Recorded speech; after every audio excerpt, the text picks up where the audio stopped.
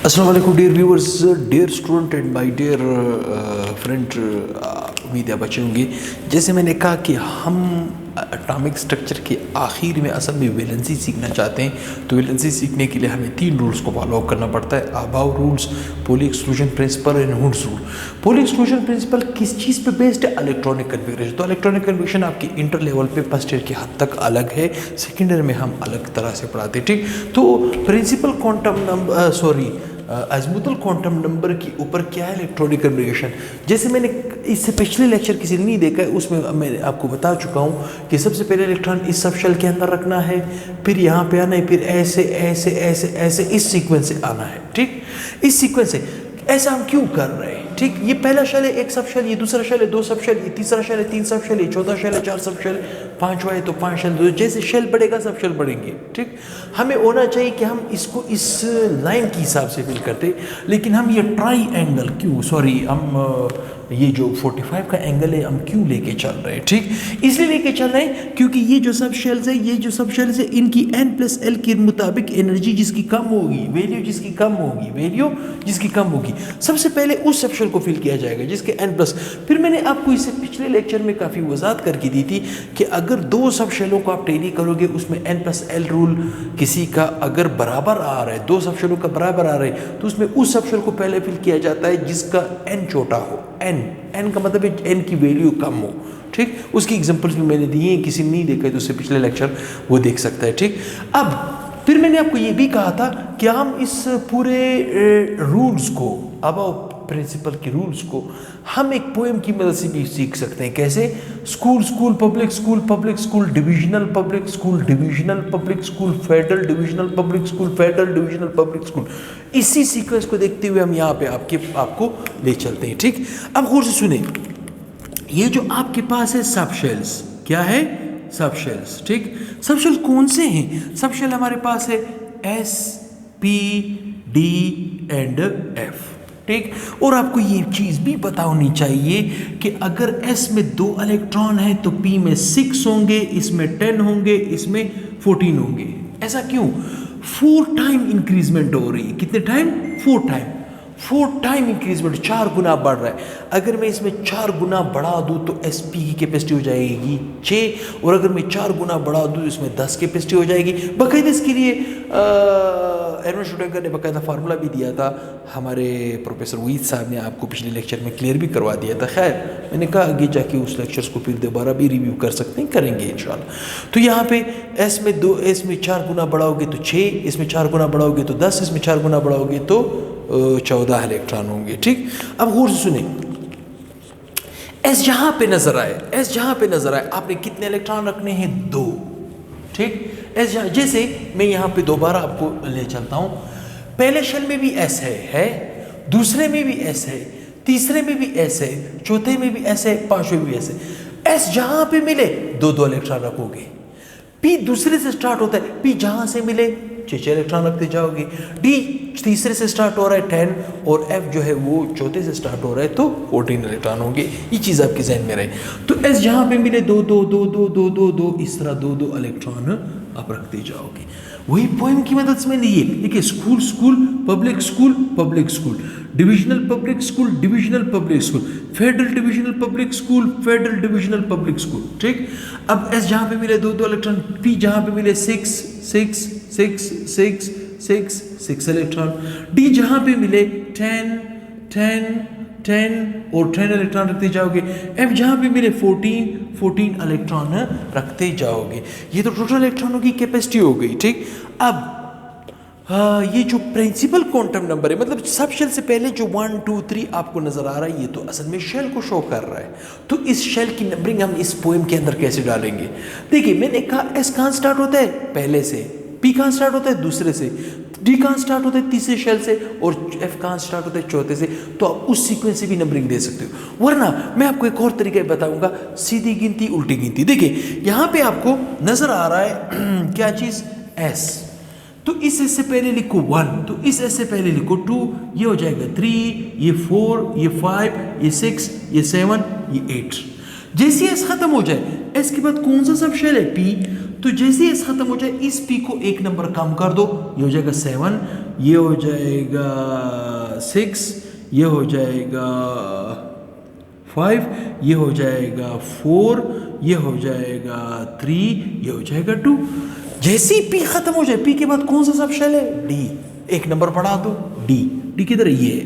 तो एक नंबर बढ़ाओगे तो उसको मिल जाएगा 4, ये हो जाएगा 5, ये हो जाएगा 6, ये हो जाएगा 7, 5 6 7। ठीक, तो डी के बाद कौन सा है? एफ। ठीक, एक नंबर कम कर दो तो यहाँ पे इसको मिल जाएगा 6, इसको मिल जाएगा 5। एक मिनट, हमने कहीं पे गलती की है। ठीक है, ये हो जाएगा 2 3 4। अच्छा, जैसे ही एस ख़त्म हुआ तो यहाँ पे आपके पास आया पी, एक नंबर कम कर दो, ये हो जाएगा 7, ये हो जाएगा 6, ये हो जाएगा 5, ये हो जाएगा 4, ये हो जाएगा 3, ये हो जाएगा 2।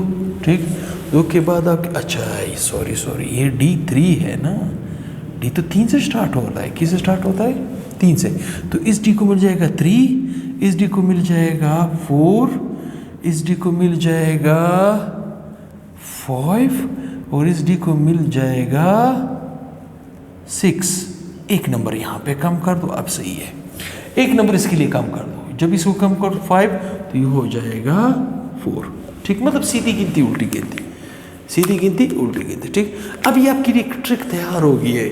जब ट्रिक तैयार हो गया तो 20 एलिमेंट्स का निकालना क्या इशू है? 2-2 मिनट में इंशाल्लाह हम निकाल सकते हैं।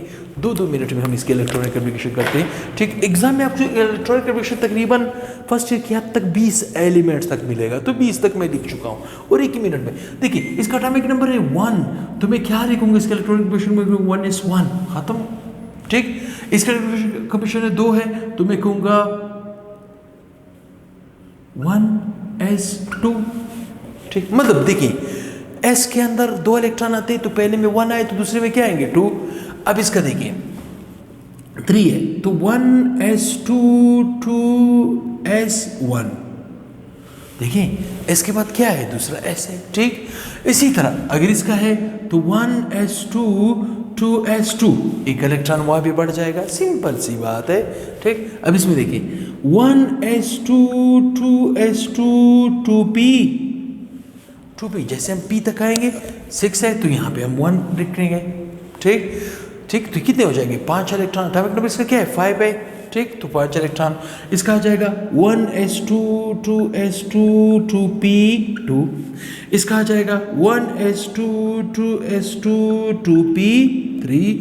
इसका आ जाएगा 1s2 2s2 2p4। अब आप कहोगे सर ये आपने रटा लगाया, स्पीड से कर। नहीं, मैंने वहाँ पे एक ट्रिक आपको बता दी है, शॉर्टकट, उसी रूल्स में मैं चल रहा हूँ। इसका एटॉमिक नंबर 8 है तो मैं 8 इलेक्ट्रॉन सेट कर रहा हूँ। इसमें मैंने 2 रखे, इसमें मैंने 2 रखे, इसमें मैंने 4 रखे, 2 और 2 4 और 4 8 हो गए, 8 इलेक्ट्रॉन है। इसमें 9 है तो मैं क्या करूँगा? मैं इसमें 1s2 रखूँगा, 2s2 रखूँगा, ठीक, और 2p5 रखूँगा। यह आ जाएगा 1s2 रखूँगा, 2s2 रखूँगा, 2p6 हो जाएगा। क्या हो जाएगा? 2p6 हो जाएगा। ये तो आपके पास 10 कंप्लीट हो गए, बातों में। अब यहाँ पे आते हैं 1s2 2s2 2p6 3s1। ठीक है, देखिए जैसे ही 2p फिल हो गया तो उसके बाद क्या आएगा? 3s में 2 इलेक्ट्रॉन आते हैं तो 1 पे मैंने रोक दिया। देखिए ये हो जाएंगे 10 और 11। ठीक, यहाँ पे देखिए 1s2 2s2 2p6 3s2। ठीक, जैसे 3s कंप्लीट हो जाएगा फिर इसके बाद क्या है? 3p। ठीक, तो यहाँ पे देखिए 1s2 2s2 2p6 3s2 3p1। 3p क्या आ जाएगा? 1। गिने, वही तेरा कंप्लीट है। 1s2 2s2 2p6 3s2 3p2। ठीक, इसमें देखिए 1s2 2s2 2p6 3s2 3p3। ठीक है, 1s2 2s2 2p6 3s2 3p4। 1s2 2s2 2p6 3s2 3p5। देखिए अपने आप को स्पीड बनाए, ये आपका ट्रिक आपकी मदद करेगा। 1s2 2s2 2p6 3s2 3p6, ठीक है। 1s2 2s2 2p6 3s2 3p6। अच्छा 3p6 के बाद कहाँ जाएंगे? 4s1, ठीक।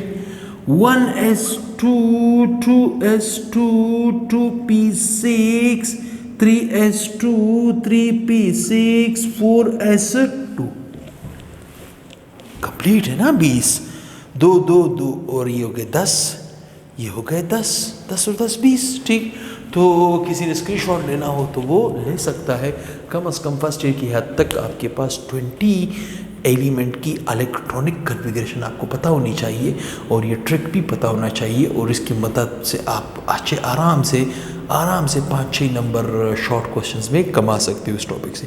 तो ये था अबाव प्रिंसिपल। अब इसके बाद मैं पॉली एक्सक्लूजन प्रिंसिपल को डिस्कस करूँगा और काफ़ी डिटेल से करूँगा, फिर हुंसरू को डिस्कस करूँगा, फिर आखिर में इलेक्ट्रॉनिक कन्फिगरेशन को डिस्कस करूँगा। इन तीनों रल्लास को कंबाइन करके एक लेक्चर बनाऊँगा जिसमें आपका ये चैप्टर बिल्कुल मेरी नज़र में इंशाल्लाह 100% बेहतर और 100% सही रहेगा। तो काइंडली चैनल को ज़्यादा से ज़्यादा शेयर करें, ज़्यादा सब्सक्राइब करें। किस नाम से? कोयटा साइंस अकेडमी के नाम से है। तो चैनल जितना आगे जाएगा उतनी हम में एनर्जी पैदा होगी और उतना हम आपके लिए कोर्स ईजी पे ईजी करते जाएंगे। तो ये था अबाव प्रिंसिपल। अब इसके बाद पॉली एक्सक्लूजन प्रिंसिपल आ रहा है और उसके बाद हुंस रूल आ रहा है और उसके बाद एक लेक्चर मैं दूंगा वैलेंसी के ऊपर।